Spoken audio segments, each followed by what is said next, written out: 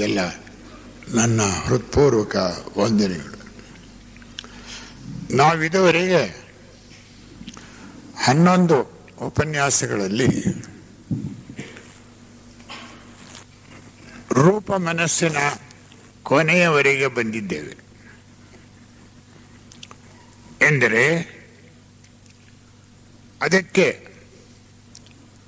ಒಟ್ಟಾಗಿ ಭಾಗವಹಿಸುವ ಮೂಲಕ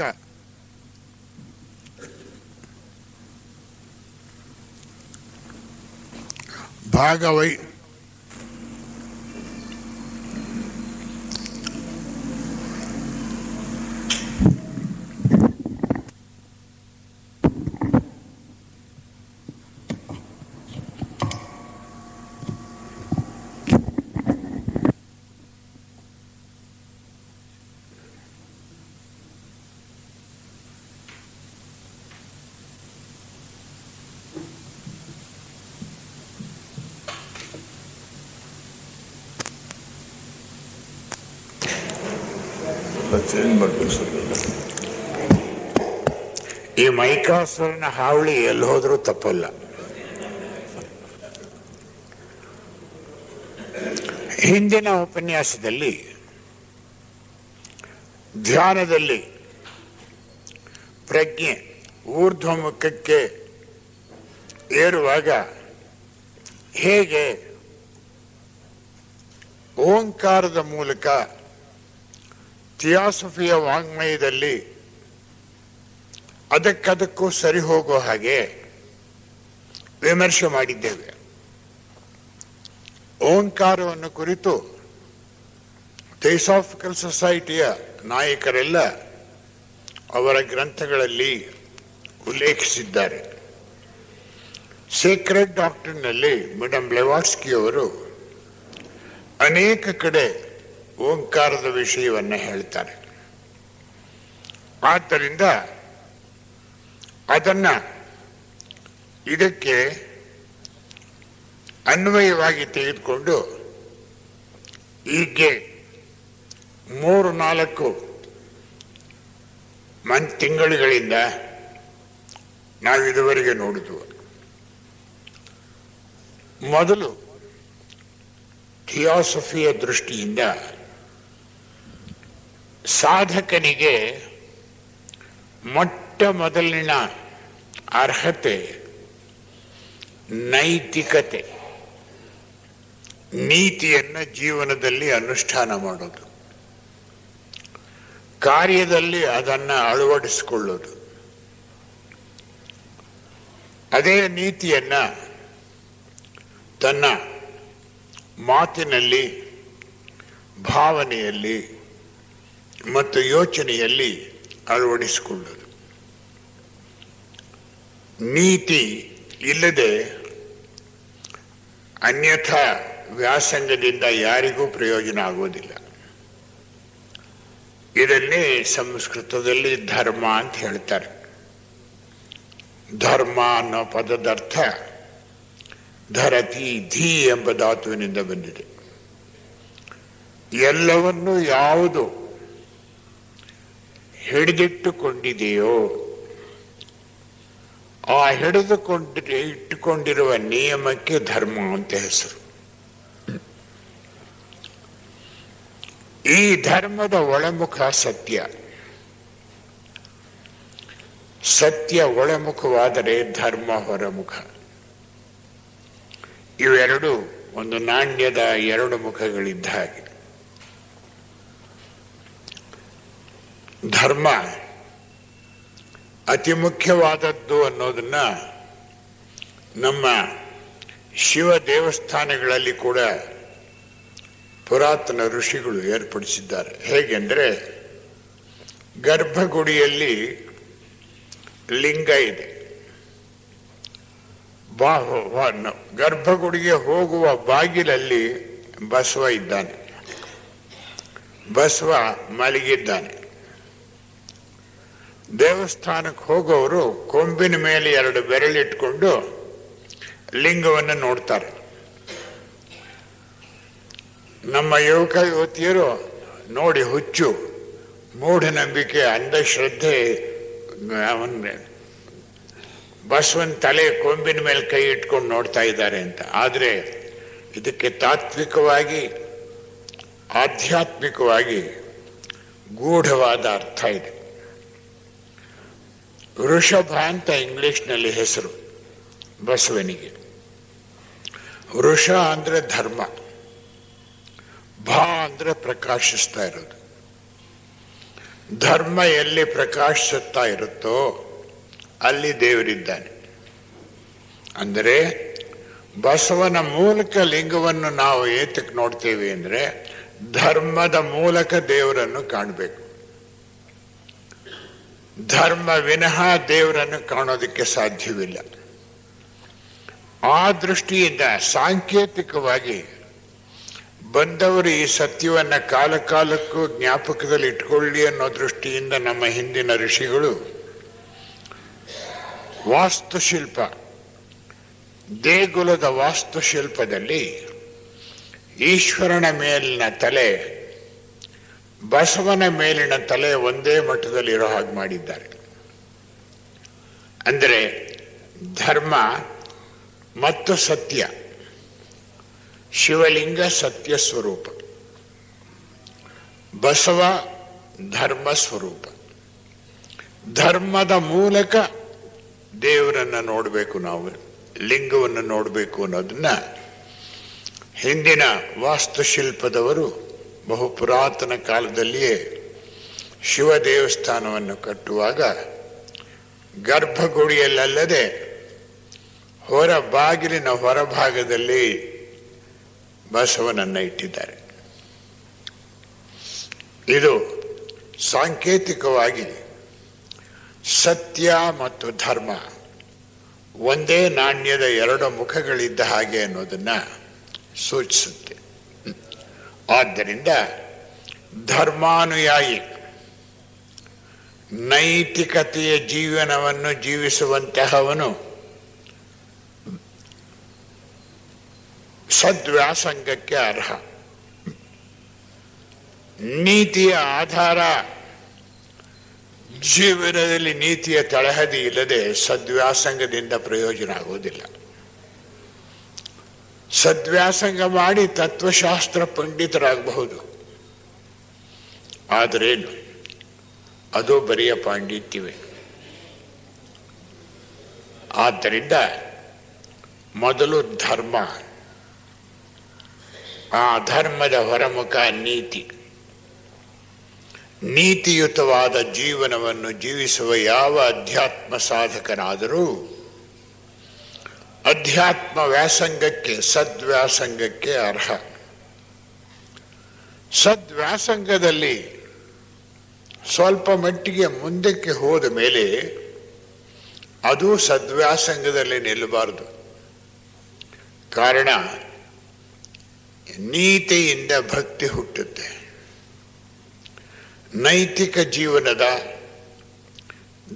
ಧಾರ್ಮಿಕ ಜೀವನದ ಆಧಾರದ ಮೇಲೆ ಭಕ್ತಿ ನಿಂತಿರುತ್ತೆ.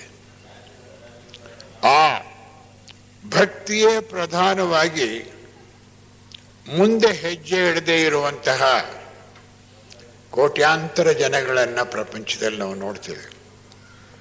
ಅಂದರೆ ಅವರಲ್ಲಿ ನಿಂತು ಬಿಡ್ತಾರೆ, ಅಲ್ಲಿಂದ ಮುಂದಕ್ಕೆ ಹೋಗೋದಿಲ್ಲ. ನೀತಿ ಧರ್ಮಗಳು ಬೇಕು.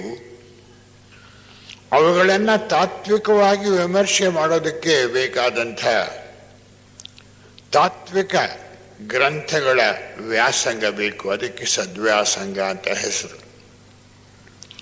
ಇಷ್ಟೇ ಮಾಡಿದ್ರೆ ಸಾಲದು. ಸದ್ವ್ಯಾಸಂಗದಿಂದ ಪರಿಣಿತರಾದವರು ತಾತ್ವಿಕ ವಿಚಾರಗಳನ್ನು ಸರಿಯಾಗಿ ತಿಳಿದುಕೊಂಡವರು ಧ್ಯಾನಾಸಕ್ತರಾಗಬೇಕು. ಮೊದಲು ನೀತಿ ಅಥವಾ ಧರ್ಮ, ಎರಡನೆಯದು ಸದ್ವ್ಯಾಸಂಗ, ಮೂರನೆಯದು ಧ್ಯಾನ. ಧ್ಯಾನ ಪ್ರಜ್ಞೆಯನ್ನ ಮೇಲ್ಮಟ್ಟಕ್ಕೇರಿಸ್ಕೊಂಡು ಹೋಗುತ್ತೆ. ನೀತಿ ಮತ್ತು ಸದ್ವ್ಯಾಸಂಗ ಸ್ಥೂಲ ದೇಹವನ್ನ, ಕಾಮದೇಹವನ್ನ, ರೂಪ ಮನಸ್ಸನ್ನ ರಚಿಸುತ್ತೆ. ಇವು ಪೂರ್ತಿಯಾಗಿ ರಚನೆಯಾಗಬೇಕು. ಇದಲ್ಲದೆ ಮುಂದಕ್ಕೆ ಹೋಗೋದಕ್ಕೆ ಸಾಧ್ಯವಿಲ್ಲ. ಈ ಭಾಗದವರೆಗೆ ನಾವು ಬಂದಿದ್ದೇವೆ. ಅಂದರೆ ಧ್ಯಾನಕ್ಕೆ ಓಂಕಾರವನ್ನು ಅಳವಡಿಸಿಕೊಂಡು ಸ್ಥೂಲ ಅನ್ನಮಯ ಕೋಶ, ಪ್ರಾಣಮಯ ಕೋಶ, ಕಾಮದೇಹ, ರೂಪ ಮನಸ್ಸಿನ ತುದಿಯವರೆಗೂ ಬಂದು ಈಗ ನಾವು ನಿಂತಿದ್ದೇವೆ. ಇಲ್ಲಿಂದ ಮುಂದಕ್ಕೆ ನಮ್ಮ ಪ್ರಯಾಣ ಅಂದರೆ ಇನ್ನೂ ಉನ್ನತ ಮಟ್ಟಕ್ಕೆ ನಮ್ಮ ಪ್ರಜ್ಞೆಯನ್ನು ಏರಿಸಿಕೊಂಡು ಹೋಗೋದು. ಧ್ಯಾನ ಅಂದರೆ ಪ್ರಜ್ಞಾರೋಹಣ, ಸಂಸರಣೆ ಎಂದರೆ ಪ್ರಜ್ಞೆಯ ಅವರೋಹಣ. ಪ್ರಜ್ಞೆ ಕೆಳಗಿಳಿದು ಬರೋದು ಸಂಸರಣೆ, ಪ್ರಜ್ಞೆ ಮೇಲೇರಿ ಹೋಗುವುದು ಧ್ಯಾನ. ಇವೆರಡು ವ್ಯಾಸಂಗ ನೀತಿ ಒಂದು ಕಡೆ, ಧ್ಯಾನ ಮತ್ತೊಂದು ಕಡೆ ಒಟ್ಟಿಗೆ ಸಾಗಬೇಕು, ಪಕ್ಕ ಪಕ್ಕದಲ್ಲಿ. ಅಲ್ಲಿಗೆ ಒಬ್ಬ ಅಧ್ಯಾತ್ಮ ಸಾಧಕ ಹೊರಗಿನ ಜೀವನದಲ್ಲಿ ಒಳ್ಳೆಯ ಕುಶಲತೆಯಿಂದ ಕೂಡಿದ ಕರ್ಮಯೋಗಿ, ಭಕ್ತಿಯಿಂದ ಕೂಡಿದ ಭಕ್ತ, ಜ್ಞಾನದಿಂದ ಕೂಡಿದ ಜ್ಞಾನಿಯಾಗ್ತಾನೆ. ಇದಿಷ್ಟೇ ಸಾಲದು. ಇವು ಮೂರಕ್ಕೂ ಅತೀತವಾಗಿ ನಮ್ಮನ್ನು ಕರ್ಕೊಂಡು ಹೋಗಬೇಕಾದ್ರೆ ಅದಕ್ಕೆ ಧ್ಯಾನ ಬೇಕು. ಆ ದೃಷ್ಟಿಯಲ್ಲಿ ಓಂಕಾರದ ಅನ್ವಯವನ್ನು ನಾವು ಇದುವರೆಗೆ ವಿವರಿಸಿದ್ದೇವೆ. ಈ ದಿವಸ ಮೂರನೇ ಅಕ್ಷರವಾದ ಮು ಉಚ್ಚರಿಸಿದರೆ ಏನಾಗುತ್ತೆ ಅನ್ನೋದನ್ನು ನೋಡೋಣ. ಅದಕ್ಕೆ ಮುಂಚಿತವಾಗಿ ಓಂಕಾರವನ್ನು ಅಕಾರ, ಉಕಾರ, ಮಕಾರಗಳಾಗಿ, ತದನಂತರ ಆ ಓಮ ಒಂದಾದ ಮೇಲೆ ಒಂದರಂತೆ ಪೂರ್ಣಾಕ್ಷರ ಓಂಕಾರವನ್ನು ಪ್ರವಣ ಉಚ್ಚಾರಣೆಯಾಗಿ ನೋಡೋದಕ್ಕೆ ಪ್ರಯತ್ನ ಪಡೋಣ. ನಾನೊಂದು ಸಾರಿ ಉಚ್ಚರಿಸ್ತೇನೆ, ಅದಾದಮೇಲೆ ತಾವೆಲ್ಲರೂ ಒಂದು ಸಾರಿ ಉಚ್ಚರಿಸಬೇಕು. ಅಕಾರವನ್ನು ಉಚ್ಚರಿಸುವಾಗ ನಮ್ಮ ಪ್ರಜ್ಞೆಯನ್ನು ಸ್ಥೂಲ ಪ್ರಪಂಚದಲ್ಲಿ ಎಲ್ಲೆಲ್ಲಿ ಹರಡಿ ಅಲ್ಲೆಲ್ಲಿ ಹಂಚಿಕೊಂಡಿದೆಯೋ ಅದರಿಂದ ಕೇಂದ್ರಕ್ಕೆ ಕೇಳ್ಕೊಳ್ಳೋದು. ಉಕಾರವನ್ನು ಉಚ್ಚರಿಸಿದಾಗ ನಮ್ಮ ಕಾಮದೇಹದಲ್ಲಿ ಮತ್ತು ರೂಪ ಮನಸ್ಸಿನಲ್ಲಿ ಹರಡು ಹೋಗಿರುವ ಪ್ರಜ್ಞೆಯನ್ನು ಕೇಂದ್ರಕ್ಕೆ ಕೇಳ್ಕೊಳ್ಳೋದು. ಮು ಉಚ್ಚರಿಸಿದಾಗ ಅಂತರಂಗದ ಮೌನದೊಳಕ್ಕೆ ಪ್ರವೇಶ ಮಾಡೋದು. ಈಗ ನಾನು ಒಮ್ಮೆ ಉಚ್ಚರಿಸ್ತೇನೆ, ಅದಾದ ಮೇಲೆ ನಾವೆಲ್ಲರೂ ಒಟ್ಟಾಗಿ 2 ಸಾರಿ ಉಚ್ಚರಿಸೋಣ.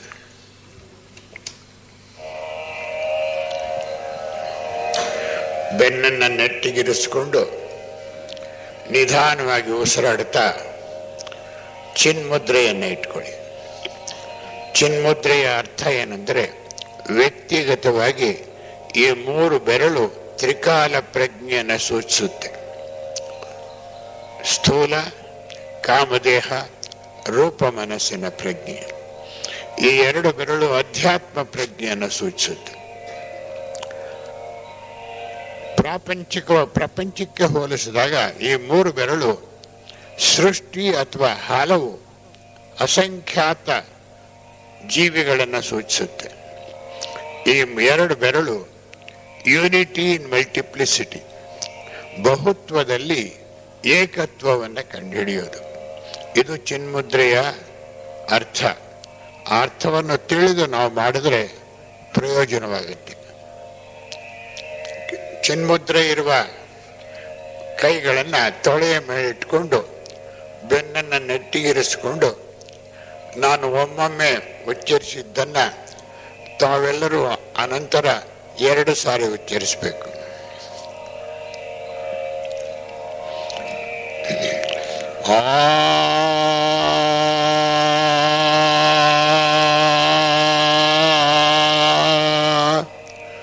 ಒಟ್ಟಾಗಿ 2 ಸಾರಿ.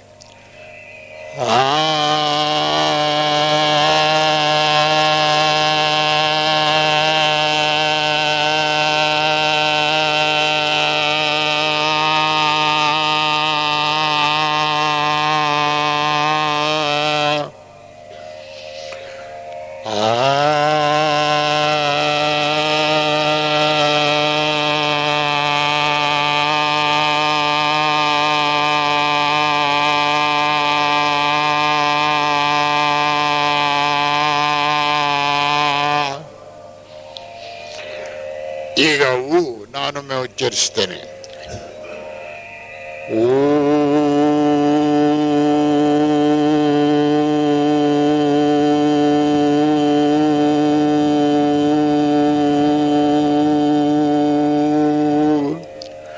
ಒಟ್ಟಾಗಿ 2 ಸಾರಿ.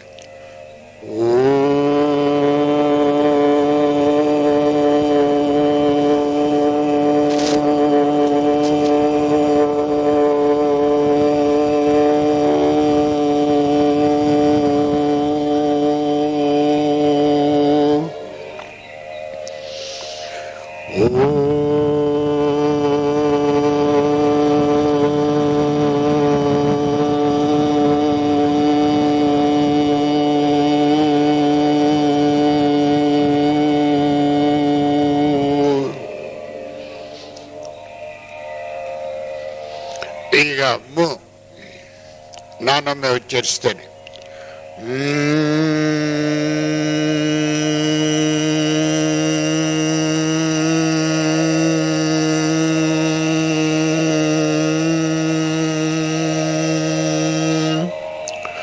ಒಟ್ಟಾಗಿ 2 ಸಾರಿ.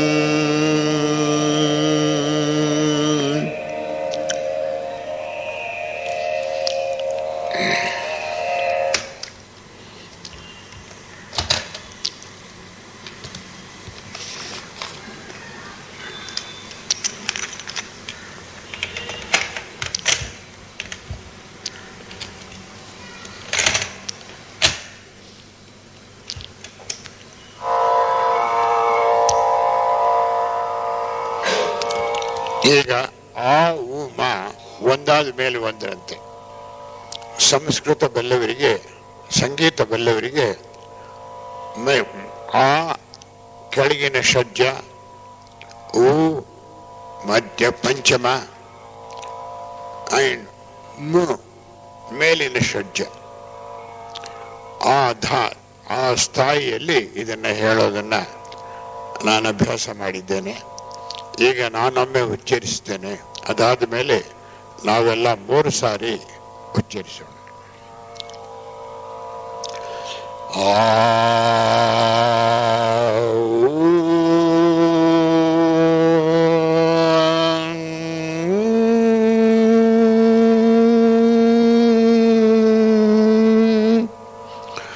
ಒಟ್ಟಾಗಿ 3 ಸಾರಿ.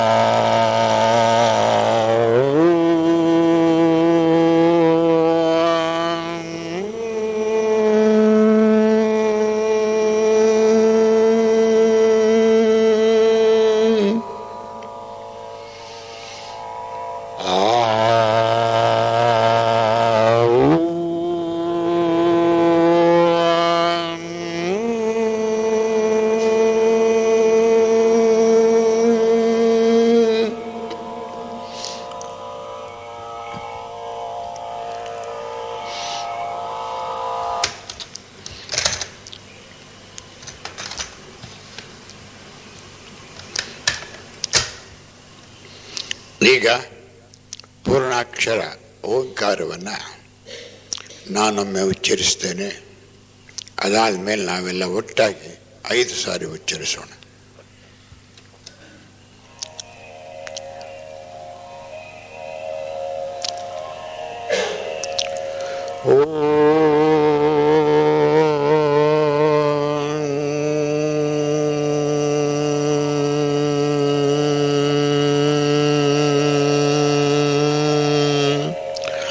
ಒಟ್ಟಾಗಿ 5 ಸಾರಿ.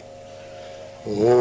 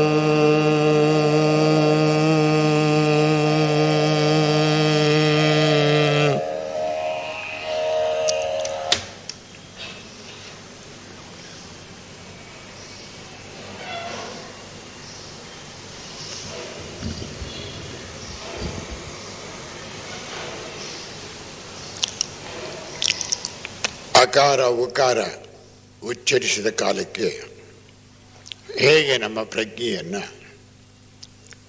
ಪರಿಧಿಯಿಂದ ಕೇಂದ್ರಕ್ಕೆ ಎಳೆದುಕೊಳ್ಳೋದು ಅನ್ನೋದನ್ನು ಆದಷ್ಟು ವಿಸ್ತಾರವಾಗಿ ವಿಮರ್ಶಿಸಿದ್ದೇವೆ. ಈಗ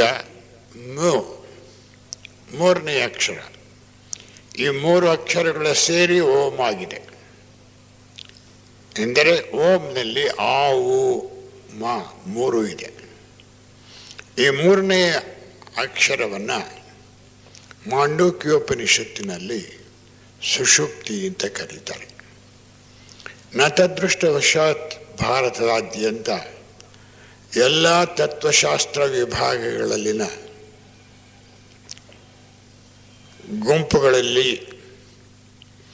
ಇದನ್ನು ಡೀಪ್ ಸ್ಲೀಪ್, ಡ್ರೀಮ್ಲೆಸ್ ಸ್ಲೀಪ್ ಅಂತ ಹೇಳ್ತಾರೆ. ಆಳವಾದ ನಿದ್ದೆ, ಕನಸಿನಲ್ಲಿ ನಿದ್ದೆ ಅಂತ. ಇದನ್ನು ಇಷ್ಟಕ್ಕೆ ಸೀಮಿತ ಮಾಡಿಬಿಡ್ತಾರೆ. ಆದರೆ ಇದರ ಅರ್ಥ ಇಷ್ಟು ಸಂಕುಚಿತವಾದದ್ದಲ್ಲ. ಸುಷುಪ್ತಿ ಅಂದರೆ ನಮ್ಮ ಕಾರಣ ದೇಹದ ಪ್ರಜ್ಞೆ. ಕಾರಣ ದೇಹ ರೂಪ ಮನಸ್ಸಿಗಿಂತ ಅತೀತವಾದದ್ದು. ಇದು ಥಿಯಾಸಾಫಿಕಲ್ ಸೊಸೈಟಿಯ ವೇದಿಕೆ ಆದ್ದರಿಂದ ನಾನು ಥಿಯಾಸಫಿಯ ವಾಂಗ್ಮಯದಲ್ಲೇ ಇವೆಲ್ಲವನ್ನು ವಿವರಿಸೋದಕ್ಕೆ ಪ್ರಯತ್ನ ಪಡ್ತಾ ಇದ್ದೇನೆ. ಸುಷುಪ್ತಿ ಎನ್ನುವುದು ವೇದಾಂತ ಉಪನಿಷತ್ ಭಾಷೆಗಳಿಂದ ವಿಮರ್ಶಿಸೋದಾದರೆ ಕನಸಿಲ್ಲದ ನಿದ್ದೆ ಅಂತ ಹೇಳಿದರೆ, ಕನಸು ಅಂದರೆ ರೂಪ ಮನಸ್ಸು ಮತ್ತು ಕಾಮದೇಹ ಒಟ್ಟಾಗಿ ಕೆಲಸ ಮಾಡುತ್ತೆ ಕನಸಿನಲ್ಲಿ. ಈಗ ಪ್ರಪಂಚದಾದ್ಯಂತ ಡ್ರೀಮ್ ಲ್ಯಾಬೊರೇಟರೀಸ್ ಅಂತ ಬೇಕಾದಷ್ಟು ಲ್ಯಾಬೊರೇಟರೀಸ್ ಇವೆ. ಕನಸಿನ ಬಗ್ಗೆ ಬೇಕಾದಷ್ಟು ಸಂಶೋಧನೆ ನಡೀತಾ ಇದೆ ಇವತ್ತು. ಮನಃಶಾಸ್ತ್ರಜ್ಞರು ಈ ವಿಭಾಗದಲ್ಲಿ ಸಂಶೋಧನೆ ನಡೆಸ್ತಾ ಇದ್ದಾರೆ.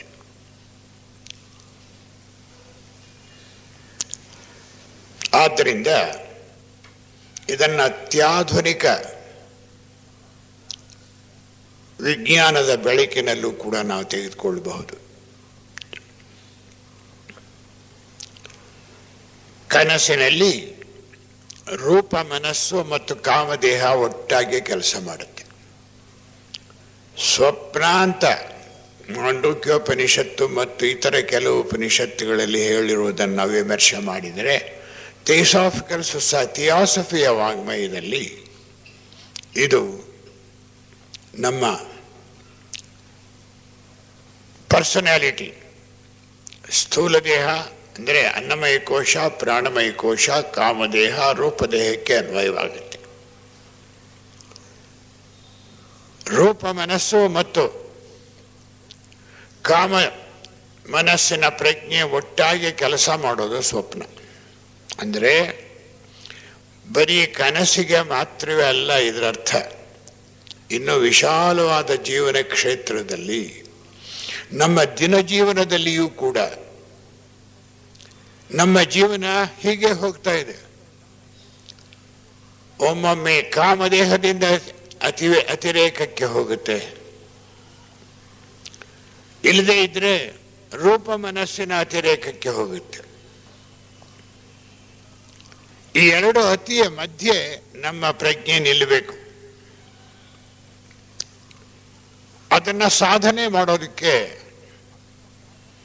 ಅಕಾರ ಉಕಾರಗಳನ್ನು ಉಚ್ಚರಿಸಿದಾಗ ನಮ್ಮ ಅನ್ನಮಯ ಕೋಶ, ಪ್ರಾಣಮಯ ಕೋಶ, ಕಾಮದೇಹ, ರೂಪ ಮನಸ್ಸು ಇದಿಷ್ಟರಲ್ಲಿಯೂ ಕೂಡ ಹಂಚಿ ಹೋಗಿರುವ ಪ್ರಜ್ಞೆಯನ್ನು ಕೇಂದ್ರಕ್ಕೆ ಎಳೆದುಕೊಳ್ಳುತ್ತಿದೆ ಧ್ಯಾನ. ಧ್ಯಾನ ಈ ಮಟ್ಟದಲ್ಲಿ ಪ್ರಜ್ಞೆಯನ್ನು ಕೇಂದ್ರಕ್ಕೆ ಎಳ್ಕೊಳ್ಳೋದು. ಆ ಕೇಂದ್ರಕ್ಕೆ ಎಳೆದುಕೊಂಡು ಪ್ರಜ್ಞೆ ಮತ್ತೆ ಪರಿಧಿಗೆ ಹೋಗೋದಿಲ್ವೇ ಅನ್ನೋ ಪ್ರಶ್ನೆ ಇದ್ದರೆ ಹೋಗುತ್ತೆ. ಕಾರಣ ಪ್ರಜ್ಞೆ ಬಹಳ ಸೂಕ್ಷ್ಮ. ಯಾವ ದೇಹವೂ ಪ್ರಜ್ಞೆಯನ್ನ ಬಂಧಿಸೋದಕ್ಕೆ ಸಾಧ್ಯವಿಲ್ಲ. ಎಲ್ಲ ದೇಹಗಳ ಅವುಗಳಿಗೆಲ್ಲ ಅತೀತವಾದದ್ದು ಪ್ರಜ್ಞೆ. ಆದ್ದರಿಂದ ಪ್ರಜ್ಞೆ ಮತ್ತೆ ಹಿಂದಕ್ಕೆ ಹೋಗೋದು ಸಾಧ್ಯ. ಆದರೆ ನಾನು ಹಿಂದೆ ವಿವರಿಸಿದ ಹಾಗೆ ಇದಕ್ಕೆ ಮುಂದೆ ಒಂದು ಉಪನ್ಯಾಸ ಕೊಡೋರಿದ್ದೇನೆ. ನಮಗೆ ಸೂತ್ರಾತ್ಮ ಅಂತ ಒಂದಿದೆ. ಪುರುಷಾತ್ಮನಿಂದ ನಮ್ಮ ಪ್ರಾಣಮಯ ಕೋಶದ ಅಂತ್ಯದವರೆಗೂ ಪುರುಷಾತ್ಮನ ಒಂದು ಸೂತ್ರ ಕೆಳಗಿಳಿದು ಬರುತ್ತೆ. ಆ ಸೂತ್ರಕ್ಕೆ ನಿರ್ಮಾಣ ದೇವತೆಗಳು ಆತ್ಮಲೋಕದಲ್ಲಿ ಒಂದು ಪರಮಾಣು, ಬುದ್ಧಿಲೋಕದಲ್ಲಿ ಒಂದು ಪರಮಾಣು, ಮನೋಲೋಕದಲ್ಲಿ ಕಾರಣ ದೇಹದ ಅತ್ಯಂತ ತುದಿಯಲ್ಲಿ ಒಂದು ಪರಮಾಣು, ಮನಸ್ಸಿನ 4ನೇ ಉಪಲೋಕದಲ್ಲಿ ಅಲ್ಲಿ ಒಂದು ಮನಸ್ಸಿನ ಒಂದು ಐಕ್ಯ ಶೃಂಖಲೆ, ಹಾಗೂ ಕಾಮದೇಹದಲ್ಲಿ ಒಂದು ಪರಮಾಣು, ಸ್ಥೂಲ ದೇಹದಲ್ಲಿ ಒಂದು ಪರಮಾಣುವನ್ನು ಅಂಟಿಸ್ತಾರೆ. ಇದಿಷ್ಟು ಸೇರಿ ಸೂತ್ರಾತ್ಮ ಅನ್ನೋ ಹೆಸರನ್ನು ನಾನು ಕೊಟ್ಟಿದ್ದೇನೆ. ಧ್ಯಾನ ಕಾಲದಲ್ಲಿ ಯಾರು ಪ್ರಜ್ಞೆಯನ್ನು ಕೇಂದ್ರಕ್ಕೆ ಹೀಗೆ ಎಳ್ಕೊಳ್ತಾರೋ 1-2-3 ಕ್ಷಣಗಳಾದರೂ ಈ ಸೂತ್ರಾತ್ಮ ಮತ್ತು ಶಾಶ್ವತ ದೇಹ ಬೀಜಗಳು ಅದನ್ನು ಹಿಡ್ಕೊಳ್ಳುತ್ತೆ. ಅತ್ತ ಇತ್ತ ಹೋಗದ ಹಾಗೆ ಹಿಡ್ಕೊಳ್ಳುತ್ತೆ. ಆ 2-3 ಕ್ಷಣದಲ್ಲಿ ಹರಡಿ ಹೋಗಿರುವ ನಮ್ಮ ಮನಸ್ಸಿನ ಕಾಮದೇಹದ ಸ್ಥೂಲ ದೇಹದಲ್ಲಿ ನಮ್ಮ ಪ್ರಜ್ಞೆ ಹೇಗೆ ಕೆಲಸ ಮಾಡ್ತಾ ಇವೆ, ಈ ಉಪಾಧಿಗಳೆಲ್ಲ ಸರಿಯಾಗಿ ರಚಿತವಾಗಿಯೇ ಇಲ್ವೇ, ಇವೆಲ್ಲದರ ಒಂದು ದರ್ಶನವಾಗುತ್ತೆ. ಇಷ್ಟೆಲ್ಲ ಆದ ಮೇಲೆ ಉಚ್ಚರಿಸಿದಾಗ ನಾವು ಅಂತರಂಗದ ಮೌನದೊಳಕ್ಕೆ ಪ್ರವೇಶ ಮಾಡ್ತೀವಿ. ಅಂದರೆ ಕಾರಣ ದೇಹದಲ್ಲಿ ಮೌನವೇ ತುಂಬಿದೆ. ಥಿಯಾಸಫಿಯ ವಾಂಗ್ಮಯದಲ್ಲಿ ಕಾರಣ ದೇಹವನ್ನ ಅರೂಪ ಮನಸ್ಸು ಅಂತ ಕರೀತಾರೆ. ಅರೂಪ ಮನಸ್ಸು ಅನ್ನೋ ಪದವೇ ನನಗೆ ಹೆಚ್ಚು ಅರ್ಥಗರ್ಭಿತವಾಗಿದೆ. ಅರೂಪ ಅಂದರೆ ಸಂಕಲ್ಪ ರೂಪವಿಲ್ಲದೆ ಇರೋದು. ರೂಪ ಮನಸ್ಸಂದರೆ ಸಂಕಲ್ಪ ರೂಪಗಳಿರೋದು. ಸಂಕಲ್ಪ ರೂಪಗಳಿಲ್ಲದೆ ಕಾಲ ಮತ್ತು ದೂರಕ್ಕೆ ಅತೀತವಾಗಿರ್ತಕ್ಕಂಥ ನಮ್ಮ ಅರೂಪ ಮನಸ್ಸು ಅಥವಾ ಕಾರಣ ದೇಹದಲ್ಲಿ ಅದರ ಪೂರ್ತಿ ಮೌನವೇ ಅಡಗಿದೆ. ಈ ಮೌನ, ಕಾರಣ ದೇಹದ ಮೌನಾಕಾಶ ಉಳಿದ 3 ಲೋಕಗಳಿಗಿಂತ ವಿಶಾಲವಾದ ಆಕಾಶ, ಬಯಲು ಅಥವಾ ಸ್ಪೇಸ್. ಮುಖಾರವನ್ನು ಉಚ್ಚರಿಸಿದಾಗ ನಾವು ಮೌನವನ್ನು ಪ್ರವೇಶ ಮಾಡ್ತೇವೆ. ಈ ಮೌನ ಪ್ರವೇಶ 2 ತರಹ. ಒಂದು slipping into the silence, another is to jump into the silence.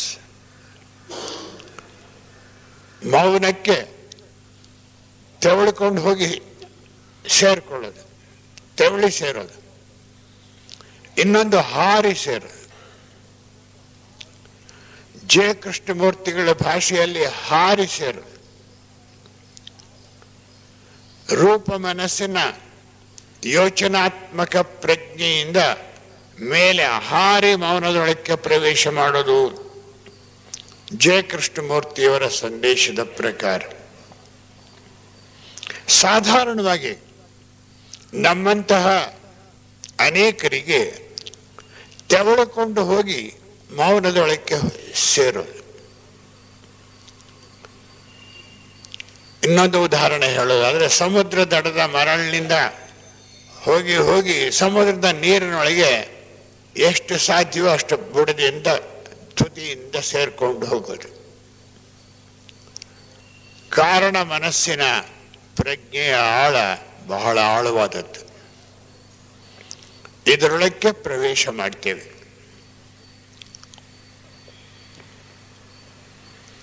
ಈ ಕಾರಣ ದೇಹ ಮನುಷ್ಯನಿಗೆ ಬಂದದ್ದು ಯಾವಾಗ? ಮೃಗ ಜನ್ಮದಿಂದ ನಮಗೆ ಬಂದಿದೆ. ಮೃಗಗಳು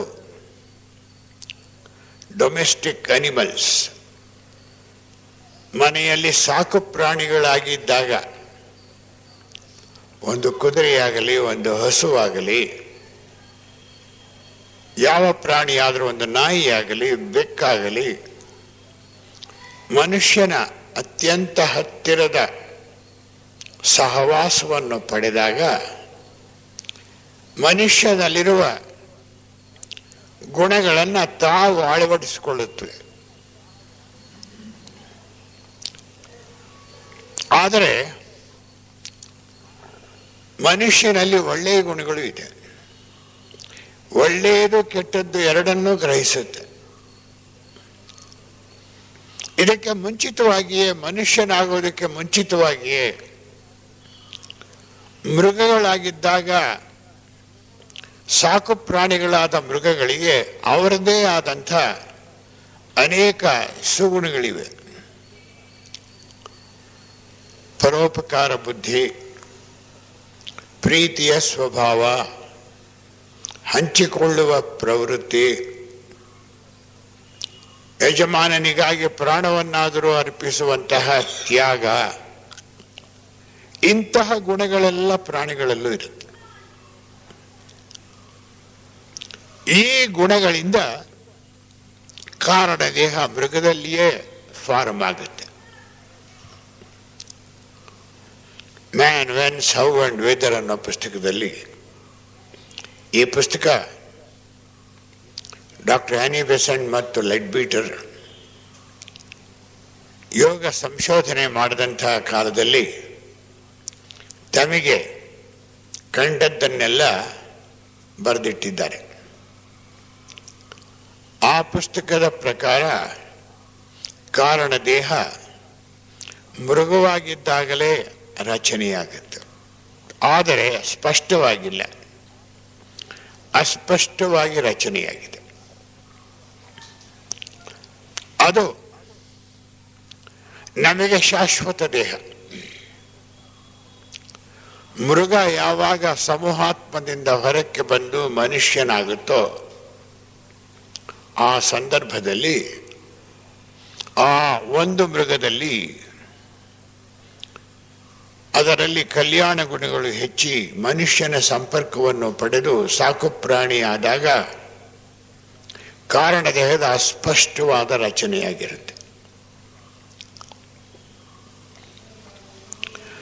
ಮೃಗದಿಂದ ಮನುಷ್ಯನಾಗುವ ಕಾಲಕ್ಕೆ ಆ ಮೃಗದಿಂದ ಬಂದಂತಹ ಮಾನವ ಕಾರಣ ದೇಹವನ್ನು ತಾನು ಪಡೀತಾನೆ. ಈ ಕಾರಣ ದೇಹ ಇನ್ನೂ ಪೂರ್ತಿ ರಚನೆಯಾಗಿರೋದಿಲ್ಲ. ಪ್ರಾಯಶಃ ನಮ್ಮಲ್ಲಿ ಅನೇಕರಿಗೆ ಇನ್ನೂ ಕಾರಣ ದೇಹ ಪೂರ್ತಿ ರಚನೆಯಾಗಿಲ್ಲ.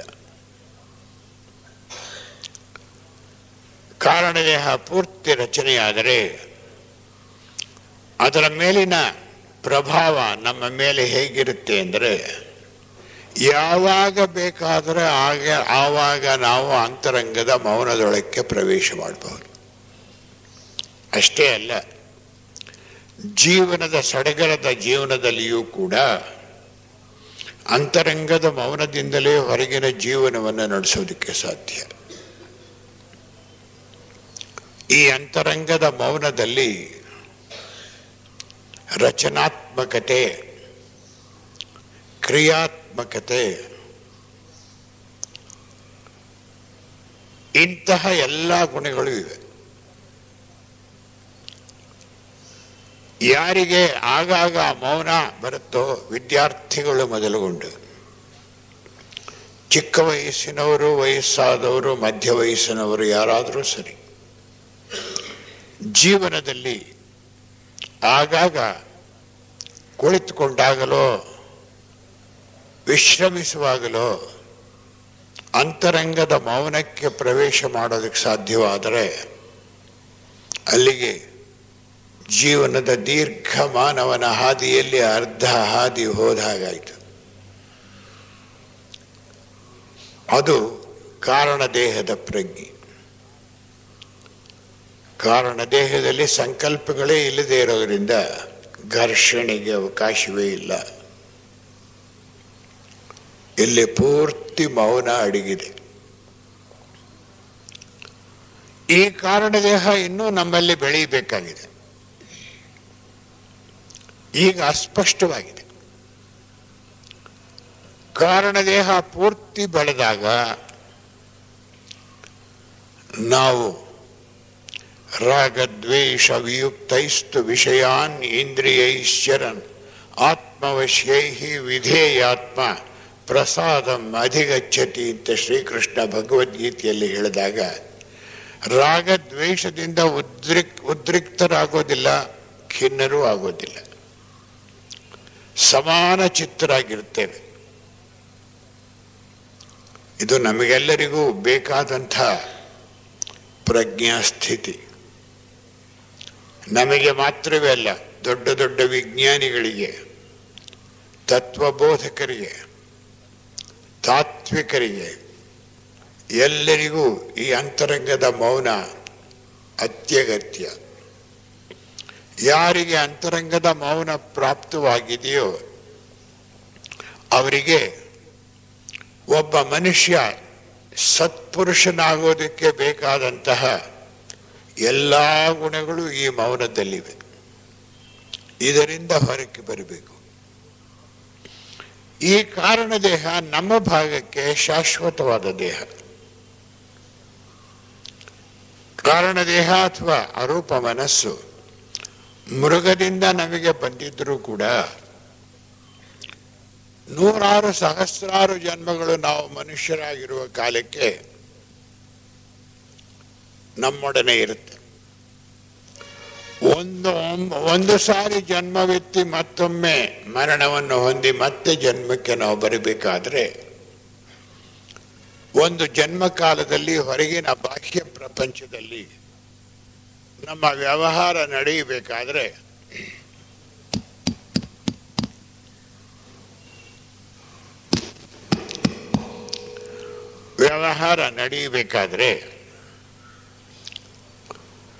ಈ ಮೂರು ದೇಹಗಳನ್ನೂ ಕೂಡ ಒಂದು ಉಪಾಧಿಗಳನ್ನಾಗಿ ಮಾಡಿಕೊಂಡು ಅಂತರಂಗದ ಮೌನ ಅದರೊಳಗೆ ಪ್ರವೇಶ ಮಾಡೋ ಹಾಗೆ ಜೀವಿಸೋದು, ಇದಕ್ಕೆ ಅಧ್ಯಾತ್ಮ ಜೀವನ ಅಂತ ನಾವು ಹೆಸರು ಕೊಡಬಹುದು. ಆ ಅಧ್ಯಾತ್ಮ ಜೀವನ ನಮಗೆ ಆಗಬೇಕಾದ್ರೆ ಕಾರಣದೇಹ ಚೆನ್ನಾಗಿ ರೂಪುಗೊಳ್ಳಬೇಕು. ಈ ಕಾರಣದೇಹ ನಮ್ಮ ಭಾಗಕ್ಕೆ ಶಾಶ್ವತವಾದದ್ದು. ಕಾರಣ ಒಂದೊಂದು ಜನ್ಮದಲ್ಲಿಯೂ 4 ದೇಹಗಳನ್ನು ಬಿಡ್ತೇವೆ ನಾವು. ಅನ್ನಮಯ ಕೋಶ, ಪ್ರಾಣಮಯ ಕೋಶ, ಕಾಮದೇಹ ಮತ್ತು ರೂಪ ಮನಸ್ಸು ಇವಿಷ್ಟು ಒಂದೊಂದು ಜನ್ಮದಲ್ಲೂ ಮರಣವನ್ನು ಎದುರಿಸುತ್ತೆ. ಮತ್ತೆ ಜನ್ಮವೆತ್ತಿದಾಗ ಒಂದೊಂದು ಜನ್ಮದಲ್ಲಿಯೂ ಈ 4 ದೇಹಗಳು ಮತ್ತೆ ಹೊಸ ದೇಹಗಳು ಬರುತ್ತೆ.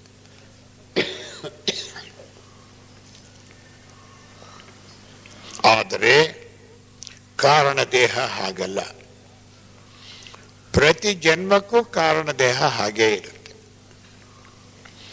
ಲೆಡ್ಬೀಟರ್ ಅವರ ಗ್ರಂಥಗಳಲ್ಲಿ, ಬೆಸೆಂಟ್ರ ಗ್ರಂಥಗಳಲ್ಲಿ, ಜನರಾಯದಾಸರ ಗ್ರಂಥಗಳಲ್ಲಿ ಕೂಡ ನಾವಿದನ್ನು ಕಾಣಬಹುದು. ಮನುಷ್ಯ ಮರಣಾನಂತರ ಕಾಮ ದೇಹದಲ್ಲಿ 16 ವರ್ಷ ಇರ್ತಾನೆ.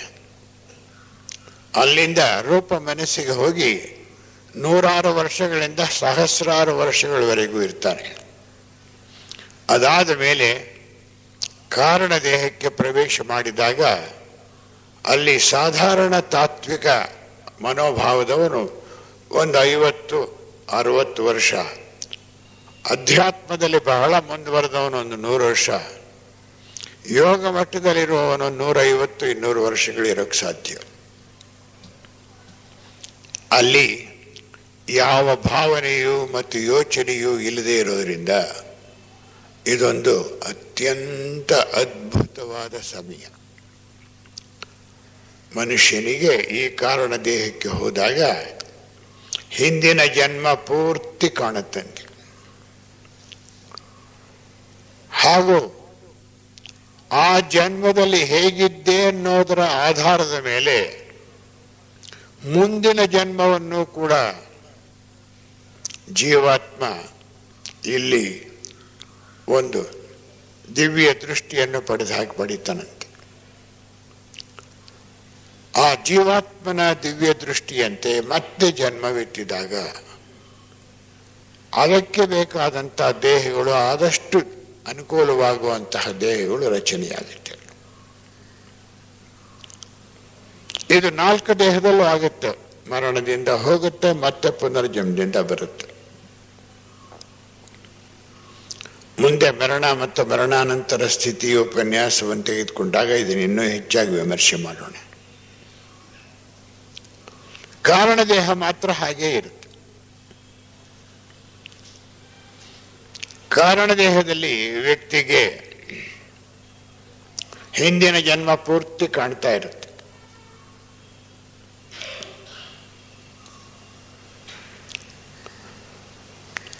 ಅವನು ಅಲ್ಲಿರುವಷ್ಟು ಕಾಲ ವೃಥ ವ್ಯರ್ಥವಾಗೋದಿಲ್ಲ. ಮರಣಾನಂತರವೂ ಕೂಡ, ಮರಣಾನಂತರ ಬೇರೆ ಬೇರೆ ದೇಹಗಳಲ್ಲಿರುವಾಗ ನಾವು ಅಲ್ಲಿಯೂ ಪ್ರಗತಿ ಆಗ್ತಾ ಇರುತ್ತೆ.